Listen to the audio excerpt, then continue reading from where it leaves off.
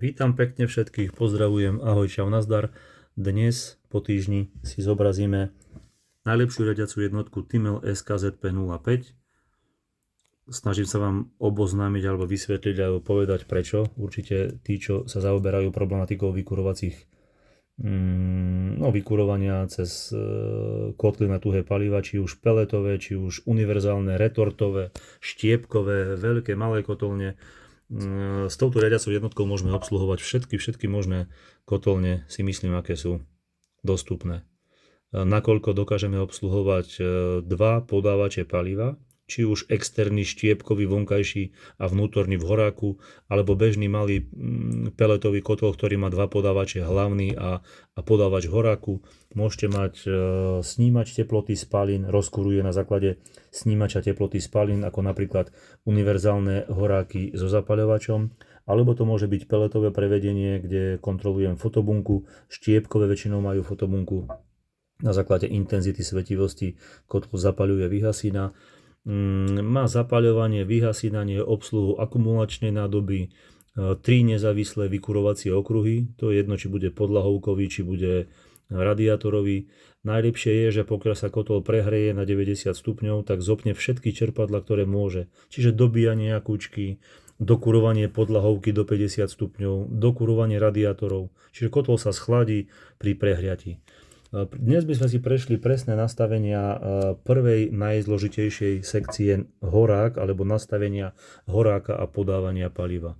Ako náhle si aktivujeme menu, inštalatér a hlboké servisné menu, keď máme ten režim inštalatéra v červenom prevedení, on po pol hodine sa vráti spätne ako do základného nastavenia. Stlačíme hoci kde to tlačítko horák alebo zákazníkom v telefóne často vysvetľujeme, že stlačte zásobník. Čiže stlačíme priamo zásobník. Tu v zásobníku máme prvé informácie, hore môžeme prejsť do ďalších nastavení, späť, palivo v zásobníku 150 kg, moc aktuálna, to je aktuálny výkon 0,0 kW, spotreba aktuálna, spotreba denná, spotreba celková, aktuálny stav, stop. Čiže odkedy som zapol dnes riadiacu jednotku, je v režime stop 11 minút 8 sekúnd. P32, to znamená, že teraz podávanie paliva je prepočítané, akože dávka paliva je prepočítaná na 3,2 sekundy. V dolnej časti môžeme vidieť nastavenia kontroly otáčok ventilátora. Dá sa domontovať snímač Halotronic do ventilátora a len pripojiť na kontakty AB do riadiacej jednotky 3 vodiče a budeme vidieť presne aj otáčky ventilátora. Tu vidíme informáciu o teplote kotla 20,1, zadaná teplota 63, jeden podávač.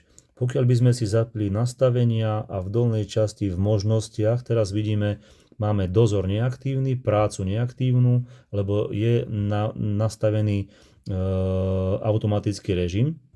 V tom automatickom režime základné nastavenia palivo, fúkanie, podávač, výkon. Výkon kotla alebo horáka máme požadovaný výkon 20 kW.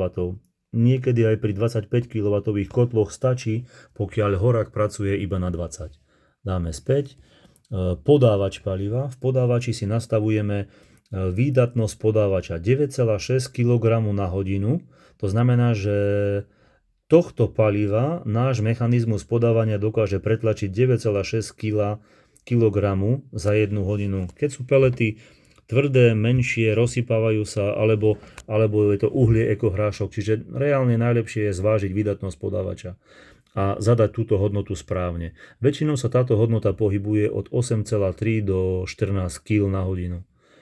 Externý čas, to znamená, že stále podávač horáka aj podávač zásobníka, či už peletový alebo Technics SV300 alebo náš Technics SV200, kde máme dva podávače paliva, tak zapnú sa súčasne obidva a externý podávač, ten dolný podávač v horáku sa vypne za 7 sekúnd neskôr.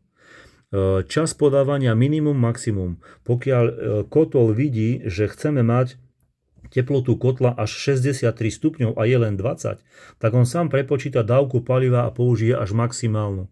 Čiže v podávači použije až 5 sekundovú dávku a zobrazí vám to potom tu na dole v displeji. Teraz je prerátaná na 3,2, lebo nebeží kotol.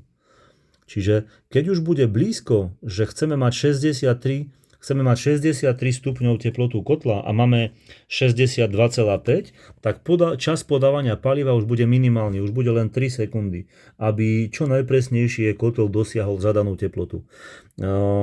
Netreba si mýliť, tejto výdatnosti podávača priamo ovplyvňujeme aj výkon paliva.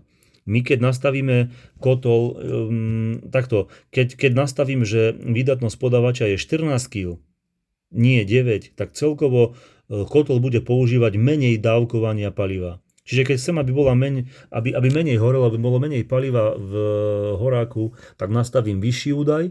Keď nastavím nižší údaj, tak celkovo bude dávať viacej paliva. Potom si povieme prečo. Fúkanie. Vo ventilátore nastavujeme výkon ventilátora pri minimálnom výkone a sila dúchania pri maximálnom výkone. Dofúk pri podávaní to netreba nastavovať, to skôr len preto, aby nenapadali nejaký prach a sadze a popol do podávača paliva. Oneskorenie fúkania to je podobné. V grafoch vidíme, ako máme nastavený percentuálne pomer výkonu ventilátora. Ventilátor, tu máme ešte hĺbkové obmedzenie. Niektoré ventilátory pracujú dobre od 30% do 80%, niektoré od 60 do 100%, čiže tu si môžeme skorigovať každý typ ventilátora, ktorý je na trhu, ktorý sa používa, aby vám to pekne správne komunikovalo a riadilo otáčky. V dolnej časti máme snímač Haloutron, čiže tu si môžeme obsluhovať ten snímač otáčok ventilátora. To málo kto používa, nie je to až tak potrebné. Palivo. V palive nastavíme výhrevnosť paliva. Peleta má väčšinou 4,5 až 5,5 kg na kilogram, čiže kWh na kilogram. Čiže na balení od peletiek si vyčítate, aká je tam hodnota, alebo vám to výrobca povie, dodávateľ, alebo môžete používať megajouly. Keď začneme napríklad znižovať túto hodnotu, tak mení nám to aj kilowatty v prepočte, kWh, aj megajouly. Čiže keď viem, že palivo má čierne uhlie 29 megajoule na kilogram, tak tam jednoducho nastavím 29 megajoule. Ďalšia hodnota, vpravo vidíme veľkú žeravú pahrebu, malú žeravú pahrebu. Ja keď chcem trošku skorigovať, aby dával viacej paliva, tak začnem stláčať jednoducho gombík doprava a vidíme, že mi klesá výhrevnosť paliva. Čiže čím viacej chcem dávkovať palivo, tým nastavím nižšiu výhrevnosť paliva. Takže môžete skontrolovať, či dodávateľ vám predáva také výhrevné uhlie, ako deklaruje. Lebo keď raz tam nastavím 29 megajoule, tak ono to musí spraviť ten výkon. A teraz riadiaca jednotka pozerá na to, že chceme mať výkon 20 kW. Výhrevnosť máme 5 kWh za 1 kg. Čiže keď spálim 1 kg, získam 5 kW. Chcem ich mať 20. Čiže za hodinu potrebujem spáliť 4 kg a podávač je schopný za hodinu natlačiť až 9,6 kg. Čiže podľa toho modulácia prepočíta automaticky dávkovanie paliva. My už len máme nastavené v modulácii, maximálny výkon môže pracovať na 100%, minimálny výkon môže pracovať na 10%. A už sám kotol prepočítava dávku paliva, prestávku paliva, podávania paliva a výkon ventilátora už len zákazník alebo servisný technik nastaví ideálne pri maxime, pri minime. Samozrejme, keď chcem nastaviť minimálny výkon, tieto parametre nám nastavujú maximum, čiže ako to má horieť na maximum a ja potom upravím ventilátor, napríklad väčšinou na peletách nám horia kotly na 20 až 25% výkonu. Uhlie 60-70 už podľa výkonu ventilátora a typu horáka. A pokiaľ chcem nastaviť minimum, tak vôjdeme do modulácie a znížime si minimálny výkon takisto na minimum, čiže na 10 a budem mať 10% max, 10% min. A keď to dám zapísať, tak vlastne tu v dolnej časti počas horenia mi napíše modulácia 10%. A vtedy skontrolujem, ako horí ten plameň a môžem doladiť výkon ventilátora pri minime. Čiže na to slúži vlastne táto modulácia. Dynamika 4 nastavuje sa od 1 po 8 je to intenzita, ako rýchlo má reagovať riadiaca jednotka na zmenu teploty. Je rozdiel, keď horí 100 kW horák na peletách alebo na štiepke a potrebujem tam dopáliť fúrik žeravej pahreby, alebo ten horáčik má 12 kW a je tam hrst žeravej pahreby. Čiže cez túto dynamiku riešime rýchlosť zmeny. V dolnej časti v možnostiach máme na výber teplota nestúpa 3 minúty. Pokiaľ viacej ako 3 minúty bude rovnaká teplota kotla alebo nižšia, kotol prestane pracovať, akože niečo sa pokazilo, došlo palivo, niečo nefunguje. Väčšinou pri uhoľných univerzálnych tam máme 30 minút. Pri peletových verziách máme tam 3 minúty. Čistenie horáka, čas čistenia špirála. Čistenie horáka 120 minút, to znamená raz za 2 hodiny zafúka ventilátor na 20 sekúnd plným výkonom, aby sa vyčistil, aby vyfúkal preč tie splodiny alebo spaliny alebo sadze. Špirála auto, to si môžeme ukázať v inej sekcii. Už teraz nás nepustí do týchto sekcií menu, čiže vyjdeme na základnú obrazovku, stlačíme menu, stlačíme inštalatér, podržíme viacej ako 5 sekúnd to neviditeľné tlačítko vpravo dole v rohu a teraz nám to dovolí vstupovať do nastavení tých sekcií, ako som hovoril. Špirála auto, pri tomto type horáka sa nedá zmeniť. Vôjdeme do nastavení horáka, horák. Pokiaľ máme pelet žutkový, to znamená, že to bude horák peletový, kde pracujú dva podávače paliva. Keď si navolíme horák SV300, môžeme rovno dole si vybrať prednastavenia dávkovania alebo tých pomer tých výdatností podávačov. Už sú tam nastavené podávače na daný typ horáka.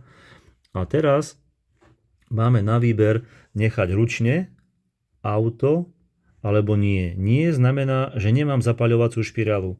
Čiže môžem rozložiť ručne oheň drevom, nechám tam špirála nie, zápis, vyjdeme von a vidíme, že už aj v nastaveniach start-stop, keď dáme nastavenia start-stop, rozkurovanie, už tam není automatické zapaľovanie. Už len podám palivo, pustím ventilátor, naložím oheň ručne, stlačím rozkúrený, čiže bežná klasická retorta na uhlie. Ďalej môžeme mať nastavenia, že dám ručne, to znamená, ručne znamená, že môžem využívať automatické rozkúrenie, stlačíme start-stop, rozkúrovanie, špirála, automatické rozkurovanie.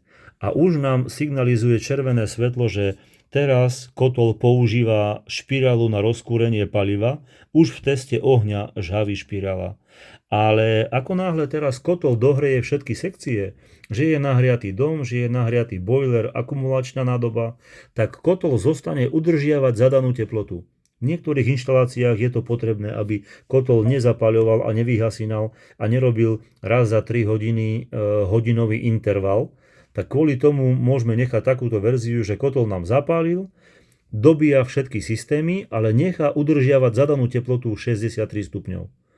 Potom tam máme možnosť, dáme stop, potom tam máme možnosť nastaviť špirálu auto. Špirála auto, zápis. Špirála auto znamená, že ako náhle není potreba vykurovať, že je dohriatý dom, že je dohriatý boiler, že je dohriatá akumulačná nádoba, kotol urobí vyhasínanie.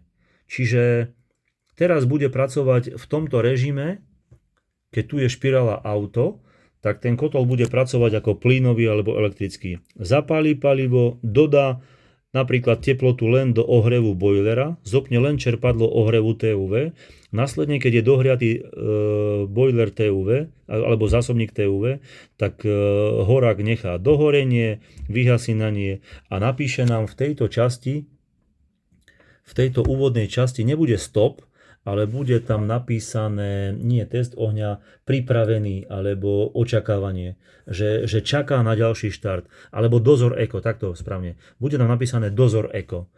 Ďalej máme na výber v možnostiach, môžeme si vybrať horák. Horák ekohrášok, to je klasický uhoľný klasický uhoľný variant. SV200 je to prevedenie, kde máme peletový 60 mm podávač do uhoľnej retorty. Vžutkový, pelet vžutkový akože vhadzuje, že spadajú, že dávkuje pelety cez gumenú hadicu. To sú všetky peletové horáky, automatické peletové horáky, kde mám zásobník na peletky vedľa kotla a cez podávač ťahá palivo do horáku ku prepadu, cez gumenú hadicu prepadáva peletka dole do horáka a dole v horáku ešte je druhý podávač, ktorý vytlača to palivo priamo na rošt horáka. V týchto prevedeniach väčšinou sa využíva snímač fotobunka, ako snímač procesu fotobunka, ale funguje to výborne aj na teplote spalín. SV300 to už je technická verzia nadstavby dávkovania. Naše kotly Expol Pellet TX používajú SV300. Čistenie roštu, tu si môžeme nastaviť parametre čistenia roštu, čiže peletové horáky, ktoré majú automatické čistenie roštu. Tu máme čas čistenia v sekundách, prestávku čistenia v minútach, čas čistenia v dohorení. Štandardne Belimo, keď stiahne celý rošt dovnútra a vráti späť, to trvá nejakých 180 sekúnd. Počas čistenia bude fúkať ventilátor na 50% a čujník tloka, to je snímač piestového podávača. Čiže dá sa domontovať do tejto riadiacej jednotky ešte aj snímač podávača, keď sme mali uhoľné horáky s piestovým podávačom, nie špirálovým, nie šnekovým. Čujník nadzorujúci, to je riadiaci snímač. Môžem si navoliť fotobunka alebo PT1000, snímač teploty komína. Čiže napríklad fotobunka, máme tam ešte nejaké hodnoty nastavení citlivosti fotobunky, pokaž pole foto. Pokiaľ by sme mali PT1000, tak fotobunka nemusí byť ani zobrazená, dáme zápis a v základnom nastavení naspäť tak. Čiže už vidíme, že nám zmizla informácia o fotobunke, lebo iba snímač teploty v komíne nám bude riadiť celkový proces horenia. Môžeme nastaviť napríklad horák obyčajný úhoľný, napríklad ekohrášok, dáme zápis a teraz vidíme, že nám tam pribudol dozor. Čiže ľudia, ktorí používali kotly na uhlie teraz posledných pár rokov, tak dozor je vlastne verzia, keď už kotol je nahriatý a mám iba jeden podávač, tak ako často sa má dávkovať palivo do horáka, aby neprehorel plameň do zásobníka. Čiže prestávka v dozore je prednastavená 20 minút, čas ventilátora 15 sekúnd, fúkanie 50. Čas podávania, čiže každých 20 minút ventilátor zafúka na 15 sekúnd výkonom 50%, čiže odvetrá to ohnisko, kotol, komín, ten nahromaždený dym po 20 minútach a podá zároveň dávku paliva 5 sekúnd. Čiže na to slúži ten dozor. Preddúchanie, to znamená, že ako skoro sa má roztočiť ventilátor po takej prestávke, aby sa dostal do prevádzkových otáčok, pokiaľ príde dávka paliva 5 sekúnd, aby nenasypal popol do vzduchovej časti horáka. Čiže toto je ten predduch 20 sekúnd. Prácu nemáme, lebo bežíme v modulácii, čiže typ prevádzky. Otvorím typ prevádzky nechcem automaticky, ale intervalový zápis. Pri nastavení intervalového podávania paliva už sa nám objaví režim práca. Čiže keď som mal hociaký typ kotla a chcem si nastavovať klasické parametre čas podávania paliva 5 sekúnd, prestávka podávania 50 sekúnd, fúkanie 25, hysteréza 5. Čiže podľa výkonu výhrevnosti paliva a vydatnosti podávača, tu mi to prepočítalo približne koľko kW získam na maximálny výkon. Teraz tam máme len informačné, nahodené hlúposti, poviem tak. Čiže táto riadiaca jednotka môže pracovať ako obyčajný klasický podávač s retortou na uhlie, ako modulačný výkon. Pokiaľ by som použil ešte verziu, že podávač aktívny alebo stop, tak môžem dať stop, zápis a v takom prípade môžem využívať ten kotol napríklad na drevo. Keď mám kotol, kde môžem zakúriť drevom, ako boli tie Dua, verzie Defro Duo alebo Expol Duo Uni-R, tak v tom prípade, že kúrim v stredných dvierkach manuálne prikladaním dreva, dal som podávač stop, tak v tom prípade podávač nebude aktívny, ale bude bežať iba ventilátor. Takže za pomoci ventilátora bude riadiť otáčky alebo horenie Samozrejme, kotol sa dohreje, dokúri na 63 stupňov a otáčky ventilátora sa znížia na minimum. Ďalej v tom type prevádzky, čiže toto slúži napríklad pre kúrenie drevom a väčšinou doporučujem všade automatický režim, zápis. Ďalej tu máme spaliny, čiže môžem snímač v komíne mať aktívny, alebo keby sa stalo, že sa vám zničí ten snímač, že sa poškodí buď vplyvom teploty alebo požiaru v komíne, keď sa zapalí sadza v komíne, tak môže ten snímač jednoducho zhorieť, zničiť sa. Tak tedy môžem ho deaktivovať a kotol bude plne funkčný bez kontroly rozkúrenia. To znamená, v rozkúrovaní máme nastavený čas 10 minút, tak 10 minút bude žhaviť špirála a po 10 minútach sám prejde do modulácie. Čiže treba to odsledovať, či je to schopné zapaliť aj bez kontroly teploty nárastu spalín. Maximálna teplota, tu si len môžeme nastaviť minimum, maximum. Pri teplote v komíne 250 stupňov nám začne blikať táto kontrolka červená, začne blikať na červeno-žlto a ukáže tam hodnotu 250 a vtedy vlastne zníži výkon v modulácii, aby chránil alebo šetril palivo, aby nepodporoval komínovú stratu. Ďalej v nastaveniach špirály máme presné nastavenia zapaľovania. Stlačím špirálu, podsyp, čiže väčšinou v tých horákoch SV200, SV300 máme čas podsypu 110-120 sekúnd pri peletách, maximálny čas rozkúrovania 6 minút.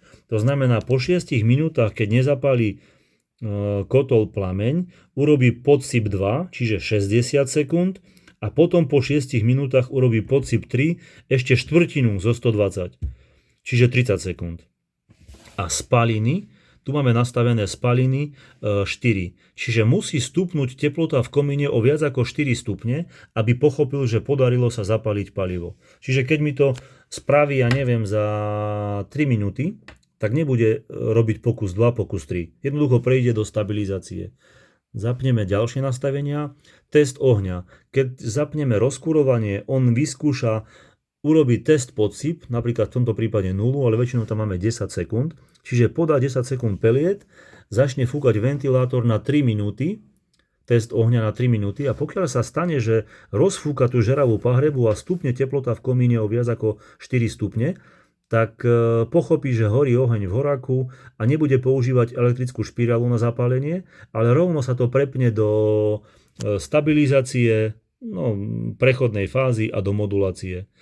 Stabilizácia 2 minúty, to znamená, že keď naváľame liter peletiek do horáka a zapalím to palivo, plameň horí ešte ako sviečka len, tak nechá ešte 2 minúty rozhorieť ten liter peliet na plný výkon, až potom použije plnú moduláciu, plný nárast. Potom tam už je len čas v dohorení a fúkanie. Čiže keď kotol nepotrebuje dodávať teplo, prejde do vyhasínania a následne napíše dozor eko. A to vyhasínanie znamená, že 300 sekúnd, čiže 5 minút, bude fúkať ventilátor na 100%. Čiže dohoria pelety v horáku SV200, vyfúka tie drobné malé iskričky preč do popolníka a následne čistý horák vychladený odstaví sa, nechá vyhasený a bude čakať na povel na ďalší štart. Čiže toto sú nejaké základné nastavenia. No a zásobník to je to isté, ako sme si ukazovali na začiatku cez štart-stop. Takže to by bolo tak všetko v dnešnej sekcii pri nastaveniach horáka. Vidíme sa za týždeň pri nastaveniach kotla, nastaveniach UK, TUV a AKU. Ďakujem pekne, pozdravujem, ahoj.